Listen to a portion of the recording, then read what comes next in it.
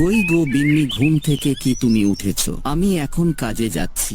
সাবধানে কাজে যা, আর আসার সময় আমার জন্য বাজার থেকে কিছু নিয়ে এসো। একে তো সংসারের টাকার অভাব, তারপরও বলছে আমার জন্য কিছু নিয়ে এসো। বাজার থেকে কিছু না নিয়ে আসলে তোমার ঠ্যাং ভেঙে দেব কিন্তু। তুই রমেশ বাবা, তুই ঘুম থেকে উঠেছিস, কাজে যাবি না এখন? হ্যাঁ মা, ঘুম থেকে উঠেছি, আমি এখন যাব। মা তুমি সকালের খাবার খেয়ে নিয়ে। তুই খাবি না বাবা, দুটো মুখে দিয়ে যা, অনেক পরিশ্রম করবিনের, কষ্ট হয়ে যাবে রে বাবা। না মা, কাজ থেকে এসে খাবানি। আর গিন্নি তুমি শোনো, আজ থেকে তুমি রান্না করবা, মাকে রান্না করতে দিবা। কাল থেকে তুমি রান্না না করলে তোমার বাপের বাড়ি দিয়ে আসবো কিন্তু, এই বলে রাখলাম। মার অনেক বয়স হয়েছে। মা আমি বাড়ি থেকে গেলাম তাহলে।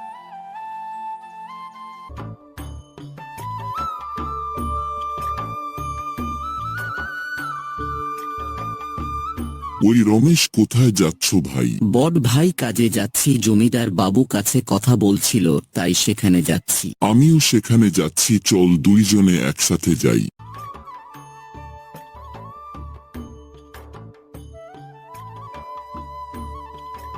বাবু, আমরা কাজে চলে এসেছি। ও আচ্ছা, তোরা তাহলে চলে এসেছি। শোন রে রমেশ আর সাদেক, আজ তোদেরকে টাকা দিতে পারবো না।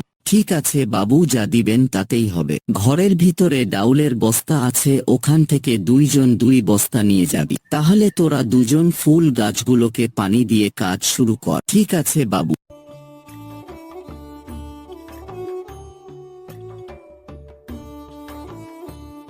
বলছে বড় ভাই, কাজ তো শেষ হয়ে গেছে, চলো জমিদারের বাবুর কাছে।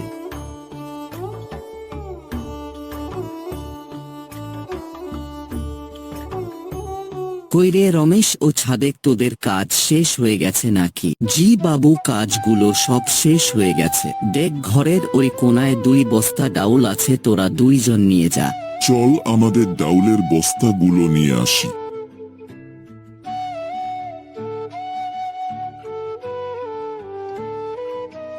আর একটু দাঁড়া, তোদের গিন্নিমা কি নিয়ে আসছে।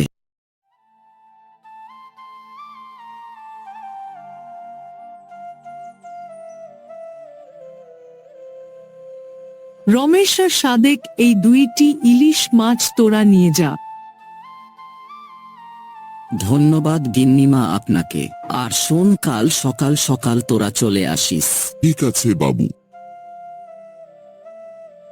ভাই বলতো, এই একটি ইলিশ মাছ দিয়ে কি রান্না করা যায়? আমি তো আজ আমার গিন্নিকে ডাউলা ইলিশে বড়া বানাতে বলবো।